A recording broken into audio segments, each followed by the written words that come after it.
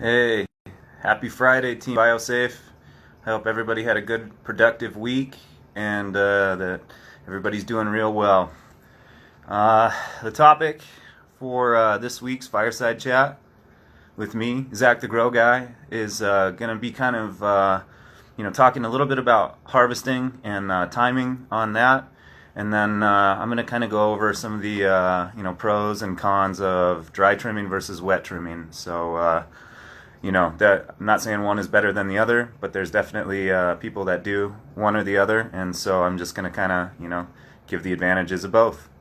Guys, harvesting is something that doesn't really have a whole lot of subjectivity to it because of the fact that there is some science behind it.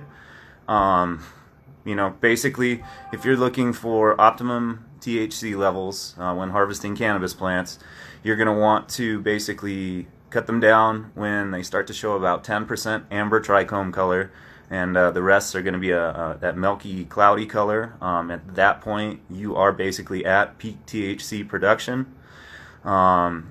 If you wait longer than that, other cannabinoids can be enhanced, but your THC will not necessarily be where it could have been. Harvesting early in the morning is going to allow you to have the highest Brix level and sugar content in your product. So, we've learned from grape farmers, tomato farmers, lots of different farmers where, flavor is a key element to the crop. When you harvest from that, cool evening into that warm part of the morning, like if you can get it before it gets warm, that's the highest sugar content you're going to have. And so I would definitely recommend anybody that's going to be, harvesting, try to do it in that fashion. I know it makes for a long night, but it's going to give you the best possible end product. At that point, guys, what do we have to do? Well, we're going to trim it. And so there's some, different schools of thought on the subject, and I'm just going to kind of go over both and do pros and cons of each, and whichever way you do, that is your method. And if you can make it work, more power to you. There isn't a right or wrong way to do this part of the process, guys. It's whatever is going to work for your business or operation.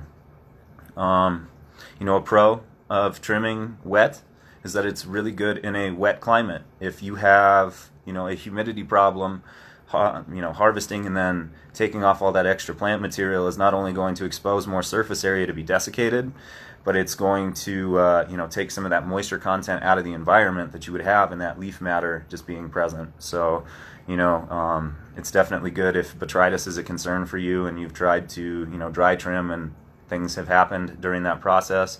Wet trimming is a possible option for you to be able to mitigate those issues and kind of play into your environment.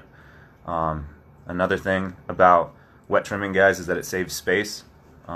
If you have a curing room, you're going to also need a trimming room, and so being able to put a product into a curing room that is basically going to serve as a dry cure, dry/cure, it definitely is better for smaller operations and allows people to be more efficient.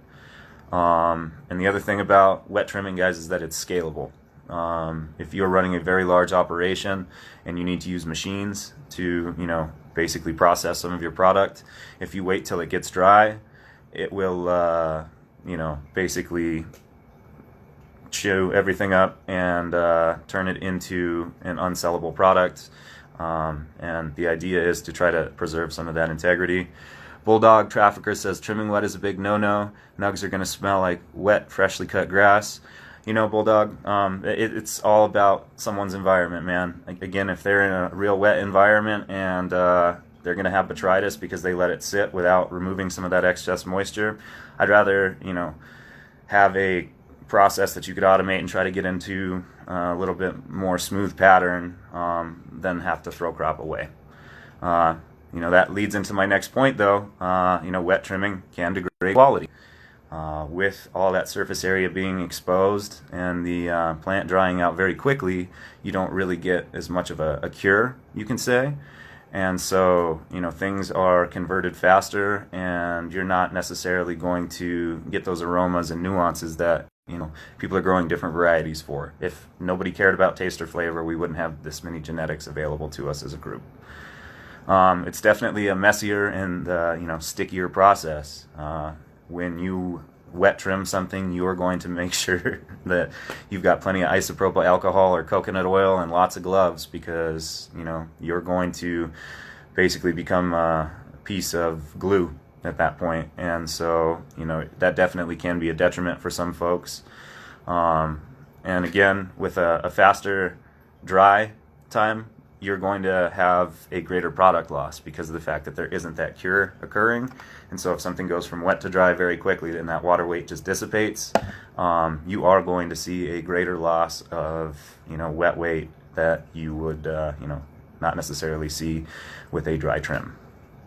Some advantages of doing a dry trim: you have a better terpene content and trichome profile because of the fact that they weren't mangled and they were allowed to kind of dry and set in place.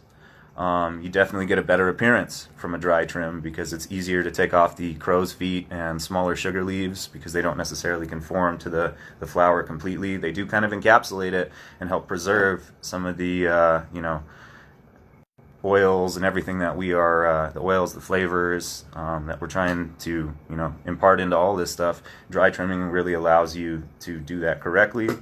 And again, you're going to have less of a volume loss in terms of your final product if you've got good fan leaf coverage. Not necessarily the big fans, not sun leaves, but the smaller sugar leaves definitely do help preserve that moisture profile a little bit longer. And if it's low and slow, so to speak, kind of like barbecuing, you're going to have a better product that's going to weigh more in the end.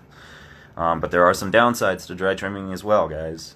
For one, it's more labor intensive because of the fact that you're touching a plant twice. When you harvest something, you have to basically rip all the leaves off, the sun leaves, regardless if you're going to wet or dry trim it. But if you do indeed let it get to the point where you are going to do a dry trim, that is touching it a second, possibly a third time. And so, more man hours does equate to a more expensive labor bill in the end. Another downside to dry trimming is you can't really automate it. Once the product reaches a certain moisture level, if you run it through the trimming machines that are available to a lot of the larger scale growers, you're just going to chew it all up and have a real big pile of keef when you're done. And that's not what they're trying to do. So, dry trimming is more of a hand done application. It's more of a connoisseur style. Bulldog is saying, am I going to cover thrip infestation and control? Not today, brother. Today was just harvest and trim, but send me a DM and I can definitely get you hooked up with an SOP to take care of thrips. They're voracious, but we can definitely mess with their life cycle and hit them with some insecticides to make sure that they get out of the garden once and for all. And then the last thing, guys, today on a dry trim, the last negative to it is that it has a longer timeline in terms of the whole process. Obviously, if you have the ability to cure and dry at the same time, it's going to shorten the process and allow you to have shorter windows in between when you're planting a seed or taking a clone to when you're actually getting paid. But again, depending on your situation, there is no one way to skin a cat, so to speak. And BioSafe definitely advocates utilizing Xeritol 2.0 in a pre-harvest fashion if you're concerned about microbials.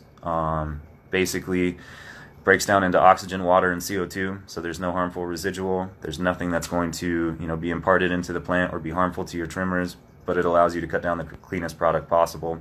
So definitely try to integrate that into your harvest SOP.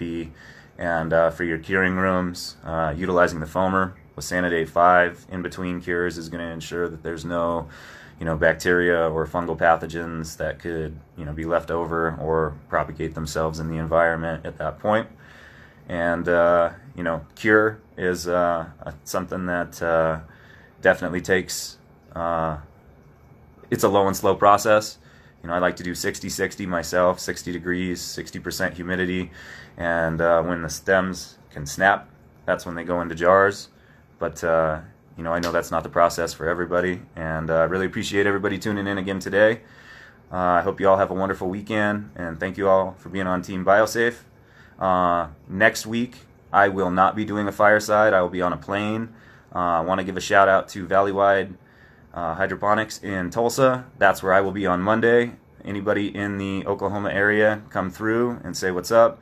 I'm going to be with Front Row Ag and Novus, and we're going to be doing some giveaways, and there's going to be some food. So hopefully, you guys can come through if you can. And as always, if you have any questions, feel free to hit me up. Have a wonderful day, everybody. I'll talk to you next time.